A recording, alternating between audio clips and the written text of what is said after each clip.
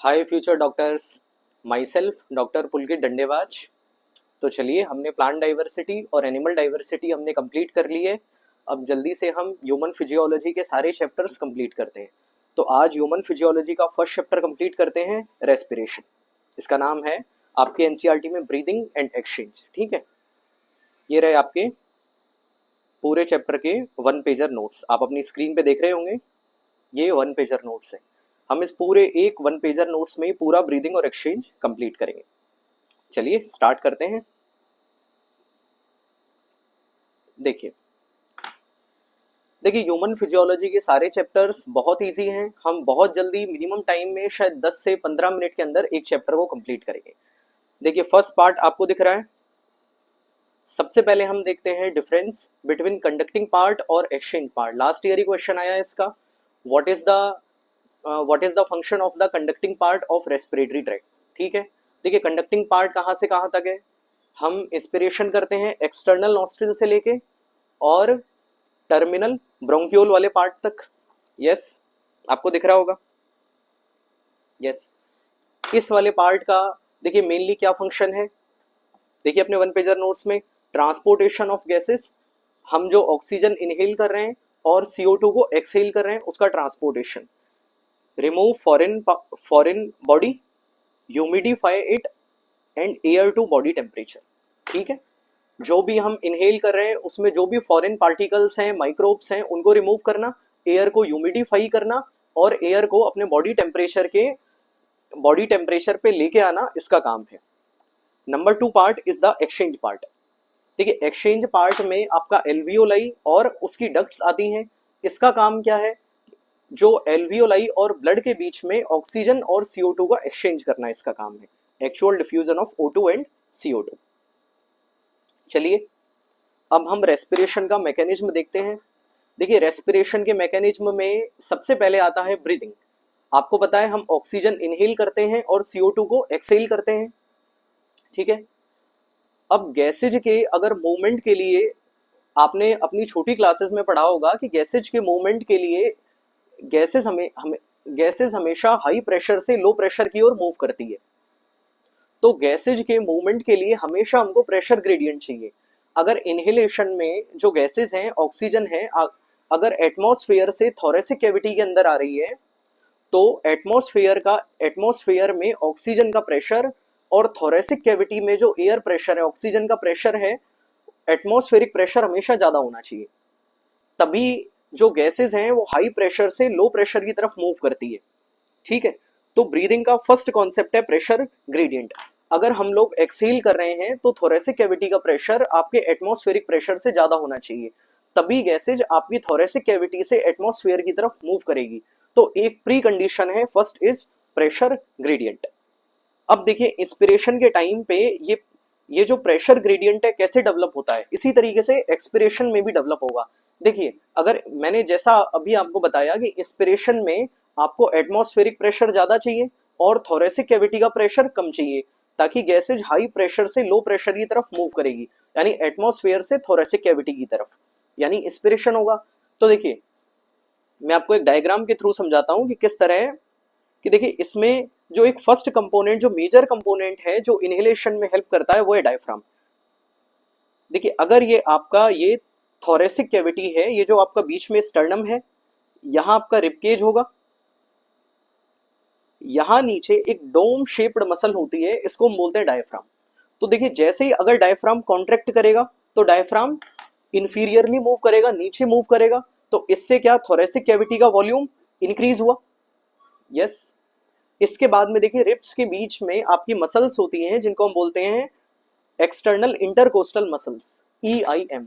इन EIM के contraction से क्या होता है कि जैसे आपका रिब केज है, ये एक्सपेंड होता है, इससे भी वॉल्यूम बढ़ता है।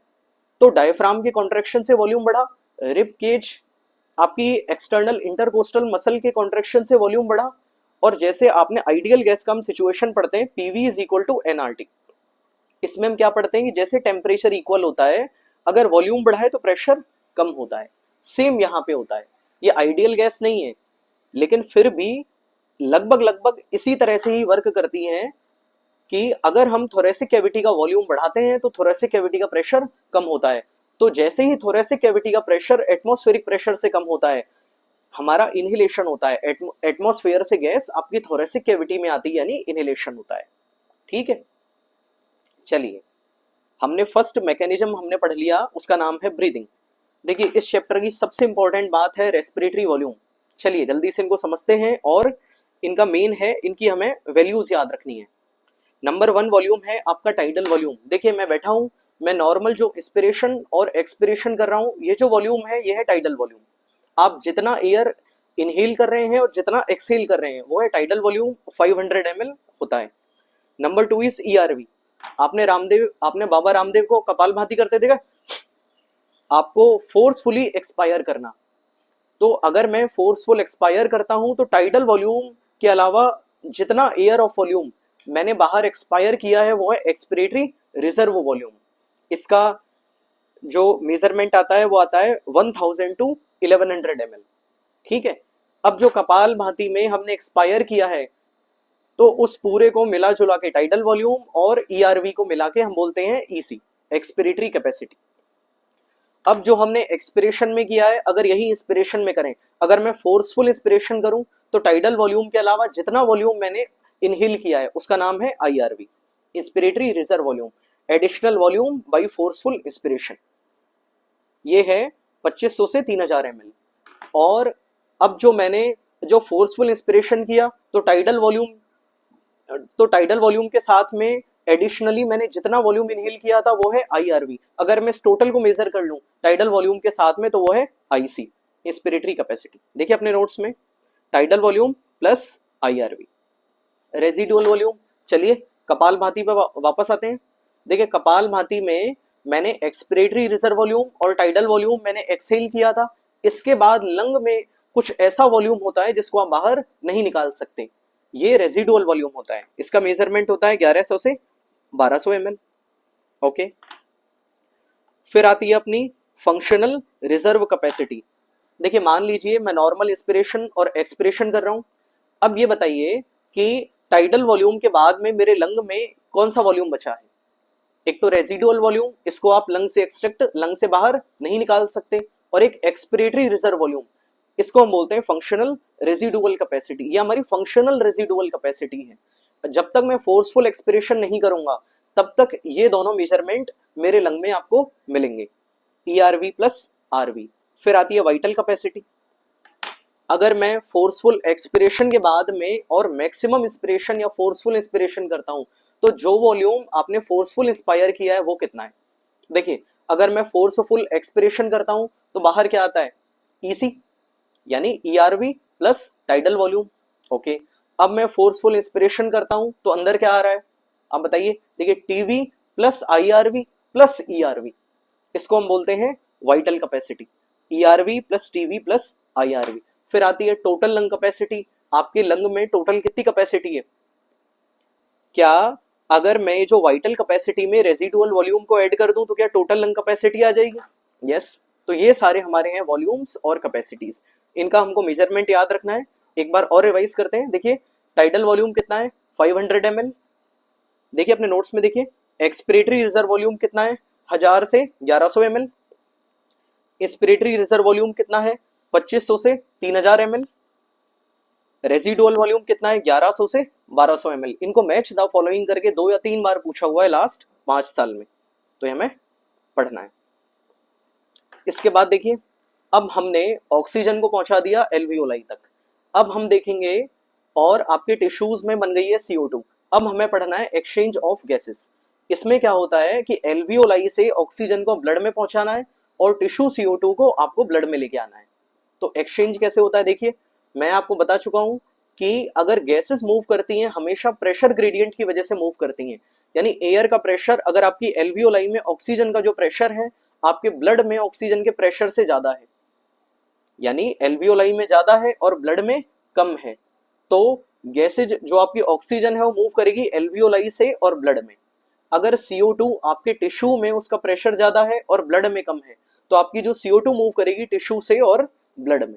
चलिए तो ऐसा होता ही होगा, देखिए इस डायग्राम के थ्रू समझते हैं। देखिए हम ऑक्सीजन का प्रेशर देखते जाएंगे, आप मुझे मूवमेंट बताते जाना। देखिए एटमॉस्फेयर में ऑक्सीजन का प्रेशर है 159 mmHg, ये है PO2 partial pressure of oxygen. ठीक है, देखिए आपके एल्वियोलाई में कितना है 104। चलिए अब देखिए लंग में डीऑक्सीजनेटेड ब्लड, लंग में जो आपके डीऑक्सीजनेटेड ब्लड कौन लेके आता है, पल्मोनरी आर्टरी। यहाँ पे कितना है देखिए PO2 40। एक बार देखते जाइए, देखिए 104 और 40, तो क्या ऑक्सीजन यहाँ डीऑक्सीजनेटेड ब्लड में आएगा और ब्लड क्या होगा ऑक्सीजनेटेड, तो वहां ऑक्सीजन बढ़नी चाहिए, कितनी हो गई 95। ठीक है, अब देखिए टिश्यू में कितना है, जितना डीऑक्सीजनेटेड ब्लड में है वही टिश्यू में है, यहाँ है 40, तो ऑक्सीजन कहां से आएगी, ब्लड से और टिश्यू में जाएगी। ठीक है, PCO2 का देख लेते हैं, देखिए टिश्यू में PCO2 कितना है, टिश्यू में PCO2 है आपका 45। ओके, टिश्यू तक आया है ऑक्सीजनेटेड ब्लड, उसमें PCO2 कितना है 40। यस, अब देखिए 45 से 40 की तरफ जाएगी, ये 40 बढ़ जाना चाहिए, ये कितना हो गया 45। यस, 45 से अब वापस एल्वियोलाई में आइए, PCO2 कितना है 40, यहाँ फिर से बढ़नी चाहिए, तो 45 से 40 की तरफ मूवमेंट होगा, आपके ब्लड से एल्वियोलाई में आएगी CO2, और देखिए CO2 से बाहर आनी चाहिए, यहाँ कितना एटमॉस्फेयर में 0.3, तो बाहर आएगी। तो इस तरह से मूवमेंट होता है प्रेशर ग्रेडियंट, आपको मेजरमेंट याद रखने और आराम से याद हो जाएंगे। 104, 40, 95, 40 ये है ऑक्सीजन का, और आप CO2 का देखोगे 45, 40, 45, 40। ठीक है, चलिए इसके बाद आप देखिए, यहां आप देख सकते हैं कि देखिए ऑक्सीजन का जो PO2 का ग्रेडियंट आप देखिए 104 और यहाँ 40, ग्रेडियंट कितना ज्यादा है, लेकिन CO2 के केस में देखिए 45 और 40 ग्रेडियंट कम है।